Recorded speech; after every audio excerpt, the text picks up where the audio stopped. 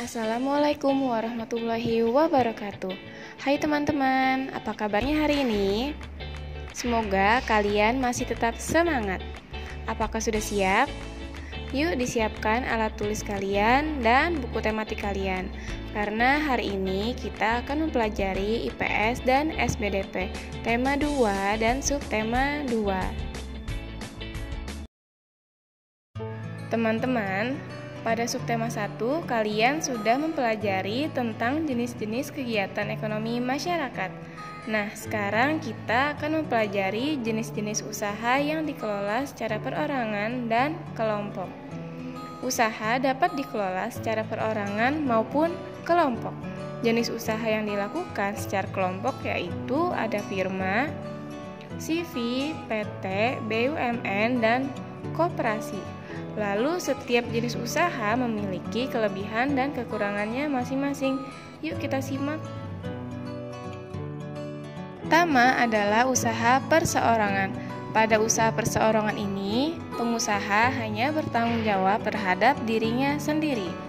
Contoh dari usaha perseorangan yaitu toko, bengkel, dan warung. 2. Firma didirikan oleh paling sedikit 2 orang dan resiko kerugian ditanggung bersama. 3. Yaitu persekutuan komanditer atau yang disebut dengan CV. Biasanya memiliki anggota aktif yang berperan menjalankan roda usaha dan anggota pasif bertanggung jawab dalam pemberian modal usaha. Contohnya yaitu CV Rian Motor dan CV Kayu Jati Luhur. 4. Yaitu perseroan terbatas atau PT. Badan usaha ini modalnya dihimpun dari beberapa orang dengan menjual saham, dan pemilik saham memiliki kewenangan terhadap perusahaan dan berhak mendapatkan laba perusahaan tersebut. Contoh dari perseroan terbatas ini adalah PT Indofood. 5. Badan usaha milik negara atau BUMN. BUMN bertanggung jawab atas kesejahteraan masyarakat Indonesia. Modal usahanya ditanggung oleh negara, contohnya yaitu Perum Peruri dan PT KAI. 6. Yaitu koperasi. Koperasi adalah usaha bersama berdasarkan asas kekeluargaan. Semua anggota wajib membayar simpanan pokok dan simpanan wajib. Contoh dari koperasi adalah Koperasi Unit Desa atau KUD. Selanjutnya, kita akan mempelajari pengaruh kegiatan ekonomi terhadap kesejahteraan masyarakat. Namun, Miss ingin mengingatkan kalian, kegiatan ekonomi itu ada 3. Yang pertama yaitu produksi. Produksi adalah kegiatan menghasilkan barang dalam rangka memenuhi kebutuhan hidupnya. Yang kedua yaitu distribusi. Distribusi adalah kegiatan menyalurkan hasil produksi dari produsen ke konsumen. Dan yang ketiga adalah konsumsi. Konsumsi adalah kegiatan menghabiskan atau mengurangi nilai guna barang dan jasa untuk memenuhi kebutuhan. Dan pengaruh kegiatan ekonomi terhadap kesejahteraan masyarakat yang pertama yaitu meningkatkan pendapatan masyarakat. Yang kedua, membuka peluang kerja baru.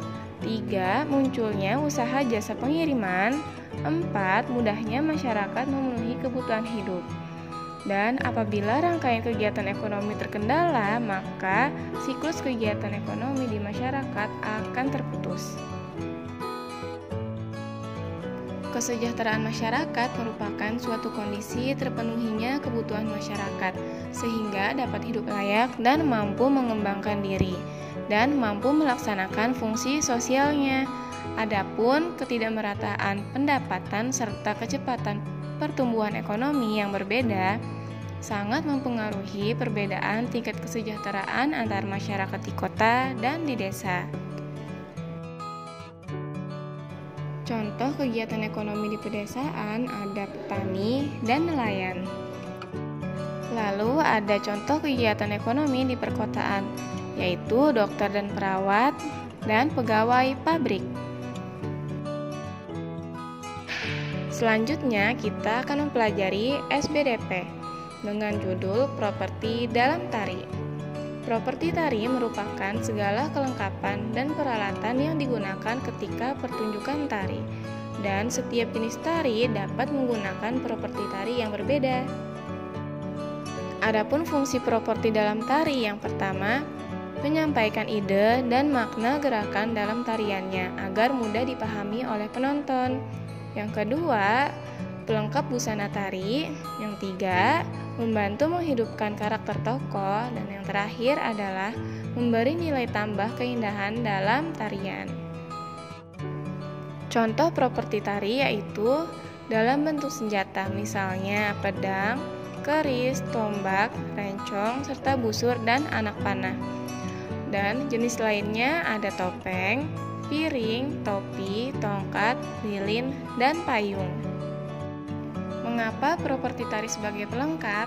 Karena berfungsi untuk membedakan jenis tarian dan sebagai aksesoris penari. Banyak tarian ditarikan menggunakan properti. Salah satu jenis tari menggunakan properti adalah tari topeng. Sesuai namanya, properti yang digunakan adalah topeng. Dan berikut ini menunjukkan salah satu contoh tari topeng yang tariannya bernama tari klono topeng. Dan kemudian ada tari rangguk ayak yang menggunakan properti rebana, dan tari piring yaitu propertinya piring. Nah, di kelas 4 kalian sudah mempraktekkan tari piring ini ya. Sebelum melakukan peragaan tari, diperlukan beberapa persiapan atau yang disebut dengan unsur-unsur tari. Peragaan tari akan berjalan lancar jika unsur-unsur tari tersebut telah terpenuhi. Apa sajakah unsur-unsur tersebut? Yang pertama ada gerak tari, ada properti, musik pengiring, kostum, dan tata panggung. Dan pembelajaran hari ini yaitu IPS dan SBDP. Untuk mengetahui pemahaman kalian dalam pembelajaran hari ini, untuk IPS kalian cari jenis usaha yang ada di Jawa Barat dan adakah manfaat jenis usaha tersebut bagi masyarakat di sekitarnya. Kalian tulis di buku tulis serta kalian mengerjakan halaman 79 bagian ayo renungkan. Dan untuk SBDP kalian membuat peta pikiran unsur-unsur yang harus dipersiapkan sebelum peragaan tari. Dan peta pikiran tersebut digambar di buku tulis serta dihias ya. Selesai sudah pembelajaran hari ini, jangan lupa untuk selalu dibaca agar kalian tidak lupa dengan pembelajaran hari ini dan semoga pembelajaran hari ini bermanfaat untuk kalian semua. Tetap semangat. Terima kasih. Wassalamualaikum warahmatullahi wabarakatuh.